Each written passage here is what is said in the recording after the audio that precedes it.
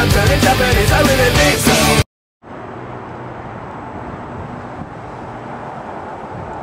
We're standing on Brook Street, formerly known as Edo Street, in Old Japantown, where in the 1930s many Japanese businesses were established, but in 1942, 900 members of the Japanese community were relocated to concentration camps away from the West Coast, thus ending the Japantown era, and not very many people returned after that.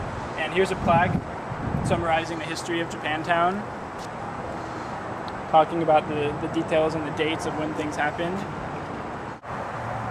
We're standing in front of Ito Park in Old Japantown. Now follow me for a tour. We are in Ito Park, which is dedicated to Tamaji and Take Ito.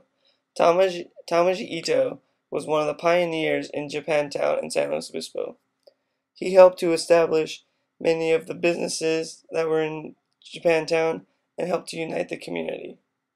When World War II started, he was one of the first to be sent away to the internment camps because of his leadership skills.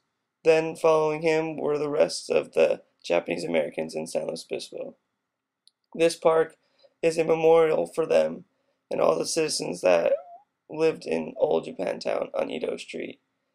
This is the memorial to them and the community that was once here. The CSU Nisei project is now underway at Cal Poly, where they're giving honorary bachelor's degrees to any Japanese American whose education was interrupted in 1941 or 1942 when they got sent to an internment camp. So they're searching for them, and they will be given their degrees this summer at the end of the school year. The Noble Eightfold Path is one of the principal teachings of the Buddha, who described it as the way leading to the cessation of suffering and the achievement of self-awakening. It is used to develop insight into the true nature of phenomena or reality and to eradicate greed, hatred, and delusion. All 8 elements of the path begin with the word right. These denote completion, togetherness, and coherence, and can also suggest the sense of perfect or ideal. In Buddhist symbolism, the Noble Eightfold Path is often represented by means of the Dharma wheel, whose 8 spokes represent the 8 elements of the path. First is right view. It is the right way of looking at life, nature, and the world as they really are. Right aspiration means one should constantly aspire to rid themselves of whatever qualities they know to be wrong and immoral. Right speech is abstaining from lying, from divisive speech, from abusive speech, and from idle chatter. Right conduct means one should train oneself to be morally upright in one's activities, not acting in ways that would be corrupt or bring harm to oneself or to others. Right livelihood means one ought not to engage in trades or occupations which either directly or indirectly result in harm for other living beings. Right effort means one should persist in giving rise to what would be good and useful to themselves and others in their thoughts, words, and deeds, without a thought for the difficulty or wariness involved. Right mindfulness means one should constantly keep their minds alert to phenomena that affect the body and mind. They should be mindful and deliberate, making sure not to act or speak due to inattention or forgetfulness. Right meditation means one concentrates on an object of attention until reaching full concentration and a state of meditative absorption. I'm Nicole Calhira, and I'm a second-year business major. In San Luis Obispo, not so much, but back home, I'm from Salinas, California, and back there I'm a part of the Japanese American Citizens League, so I'm a member of that, and with that we do like a lot of, I don't know, community stuff, like to raise awareness like of Japanese Americans, I guess.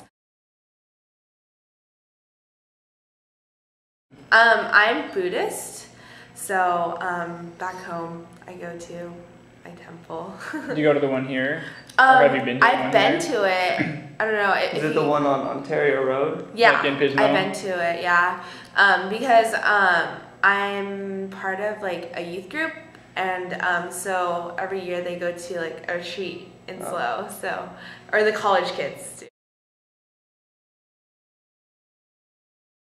Yeah, I guess it's pretty non-existent. Like before this past year. Like, I didn't know any Japanese people. So. And you meet them in joining your sorority? Yeah. So, yeah, that's where I met.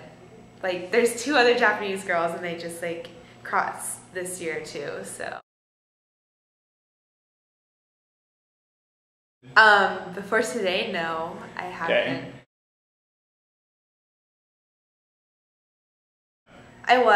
I grew up Buddhist. My parents are also, and grandparents. It's kind of relaxed, but it's kind of like a way of life, more like a religion. It's more like, for me, like my religion is more like of a culture kind of thing. Okay. So it's like, yeah, it's not like a religion. It's mostly like a way to like gather like Japanese people and do that kind of thing. Like kind of a communal thing.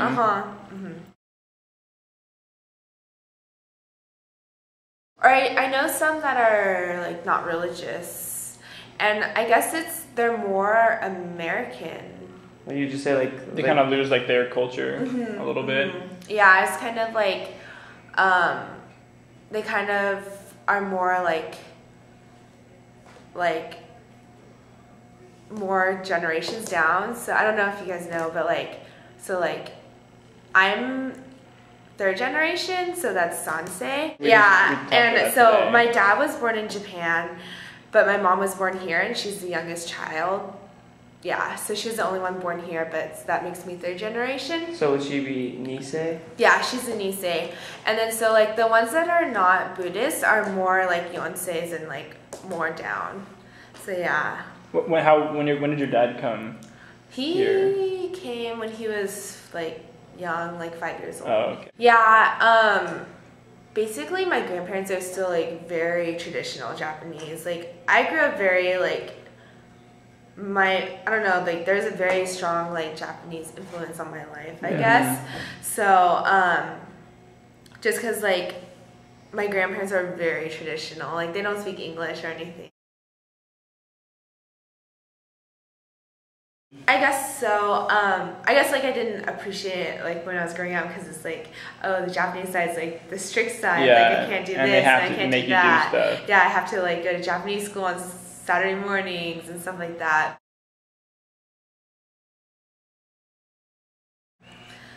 I guess like now it's kind of like I have a culture and I could. Like it's like an identity. Yeah, like I know who I am. I have to do this because my grandparents are forcing me. Yeah, so I kind of like know who I am, and it's like shaped who I am today, I guess.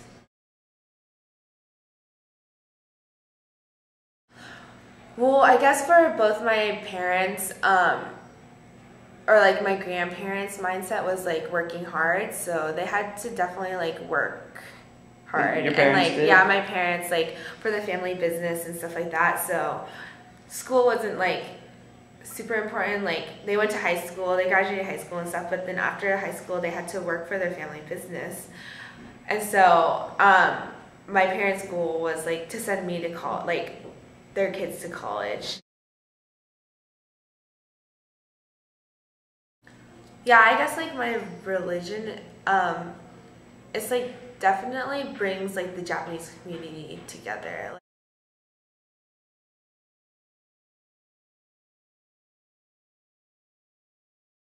Turning